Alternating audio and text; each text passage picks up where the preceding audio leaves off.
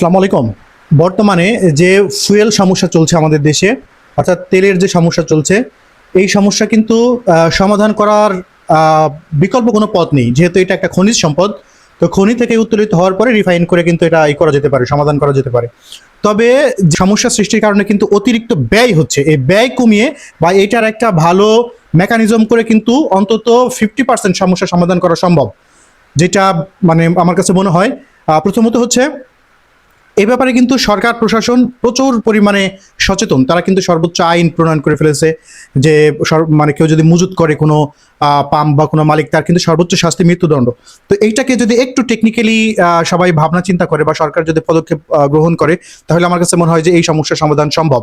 প্রথমত হচ্ছে যে মানুষ বা যারা গাড়ির মালিক আছেন, যাদের এই তেল দরকার, তারা কিন্তু জানেই না কবে কোন পাম্পে তেল দিবে। তো এই জন্য তারা এই পাম্প থেকে সেই পাম্প, ওই পাম্প থেকে আরেক পাম্পে যে দৌড়াদৌড়ি করে, ছোটাছুটি করে, এর মাধ্যমে কিন্তু প্রচুর পরিমাণে মানে ফুয়েল ব্যয় হচ্ছে, যেটা কিন্তু কোনো প্রয়োজন ছিল না। তো যদি সরকার একটা নিয়ম করে এভাবে যে প্রত্যেকটা উপজেলাতে আহ মানে দিন, মানে রুটিন মাফিক দিন ওয়াইজ, যে শনিবারে এই পাম্পগুলোতে তেল দেওয়া হবে, রবিবারে এই পাম্পগুলোতে তেল দেওয়া হবে, এভাবে যে প্রতি সপ্তাহে একটা রুটিন করে দেয়, তাহলে কিন্তু এলাকার মানুষ জানবে যে কিবারে কোন পাম্পে তেল দিচ্ছে। এটিও হচ্ছে যে প্রত্যেকটা মানে গাড়ির মালিকের একটা ফুয়েল কার্ড থাকবে এবং পাম্পেরও একটা ফুয়েল কার্ড তৈরি করতে হবে। কি কেন? যে গাড়ির মালিক হচ্ছে যে আজকে যেমন সেখান থেকে তেলটা নেওয়া হলো, তো ওই মানে ইসের মতো, ভ্যাকসিনের মতো, ওইখানে ওই কার্ডে যে সে কত লিটার তেল পেয়েছে, রেশনিং সিস্টেম ওইখানে উল্লেখ করা থাকবে। আর পেট্রোল পাম্প মালিক যারা আছে বা পাম্প মালিক যারা আছে, তাদের ক্ষেত্রেও একটা ফুয়েল কার্ড থাকবে। এদের কি সুবিধা হবে যে তারা ডিপো থেকে কতটুকু তেল পাচ্ছে এবং সেই পরিমাণ তেল মানুষের মধ্যে মানে করছে কিনা, দিচ্ছে কিনা, সরবরাহ করছে কিনা, তারা কি এক্সট্রা ভাবে কোনো মজুত করছে কিনা।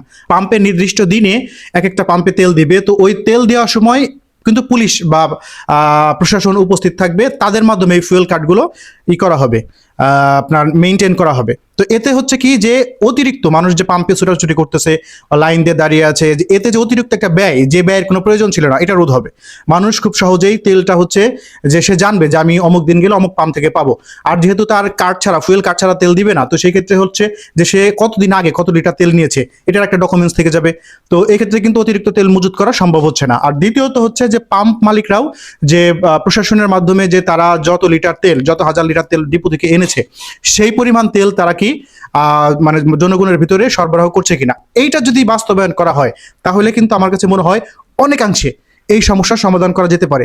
আর এটা যেহেতু ভাই মানে হচ্ছে আপনার ইসে থেকে, এইটা যেহেতু হচ্ছে খনিজ সম্পদ, তো খনি থেকে উত্তোলিত হওয়ার পরে যেহেতু এটার মেইন সমাধানটা হবে, তো এই ক্ষেত্রে এটার ব্যবহারের অপচয় রোধ করার থেকে ভালো কোনো ওয়ে কিন্তু আমার কাছে মনে হয় যে বর্তমান সময়ে নেই।